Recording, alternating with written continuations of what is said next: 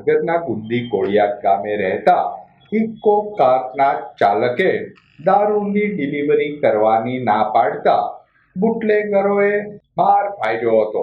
બનાવ અંગેની પ્રાપ્ત વિગતો મુજબ ભાવનગરના ગુંદી ગામે રહેતા ગુલાબભાઈ પરમારનો ભાઈ ઇકોના ભાડા કરતો હોય તેને 15 દિવસ પહેલા મનાભાઈ વાઘેલા અને તેના દીકરાએ દારૂ ભરેલી થેલીઓનું ભાડું કરવાનું કહ્યું હતું। કોકાકના ચાલકે દારૂની ડિલિવરી કરવાની ના પાડી હતી, જેની દાસ રાખી મનાભાઈ વાઘેલા, તેનો દીકરો સહિતનાઓએ ઇકો કારના ચાલક પર હુમલો કર્યો હતો, જેને બચાવવા તેના પિતાને ભાઈ આવતા તેમના પર પણ હુમલાખોરોએ હુમલો કરી ગંભીર ઈજાઓ પહોંચાડી હતી।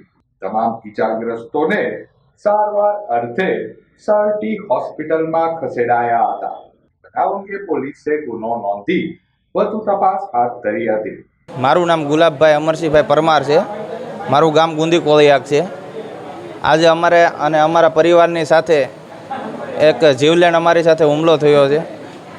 હુમલાનું કારણ એવું છે કે આજથી 15 દિવસ પહેલાં મારા ભાઈને હારે કાંઈક એવી ઘટના બની હતી। મારો ભાઈ ઇકો ગાડી ચલાવે છે, એ ઇકો ગાડી લઈને આવતો હતો, એટલે એને ઘરેથી પછી જમી અને બપોરના ગાળે જતો હતો, એટલે એને એક મનાભાઈ બોઘાભાઈ વાઘેલા અને એમનો દીકરો વિજયભાઈ મનાભાઈ વાઘેલા, આ બંને એક કહેવાય કે આમ સામાનની થેલી સાથે ઊભા હતા અને મારા ભાઈને કીધું કે મારે આ મારું ભાડું છે, ભાડું તું કરી નાખ, બરાબર। તો મારા ભાઈએ કીધું કે ભાઈ તારે ભાડું હેનું કરવાનું છે કે તું એ બધી રાવા દે, તું ખાલી ભાડું કરી નાખ। મારા ભાઈને શક જતા એને જોયું કે આ થેલીની અંદર દારૂ અને કાંઈક એવું છે, એટલે એને ચેક કર્યું તો કે એ અંદર દારૂ જ છે, તારે આ પહોંચાડવાનું છે। મારા ભાઈએ કીધું કે હું ડિલિવરી નહીં કરું, હું આ માલ દેવા નહીં જાઉં। તો મારા ભાઈને કીધું કાંઈ વાંધો નહીં, તું મને અત્યારે માલ દેવા જવાની ના પાડે છો ને, હવે હું તને જોઈ લઈશ। એ વાતને આજે 15 દિવસ થઈ ગયા અને મારા ભાઈએ આવીને ઘરે અમને બધાને વાત કરી કે આ ભાઈએ મને મનાભાઈ છે એને મને આવી રીતના ધમકી આપી છે કે હવે હું તને જોઈ લઈશ।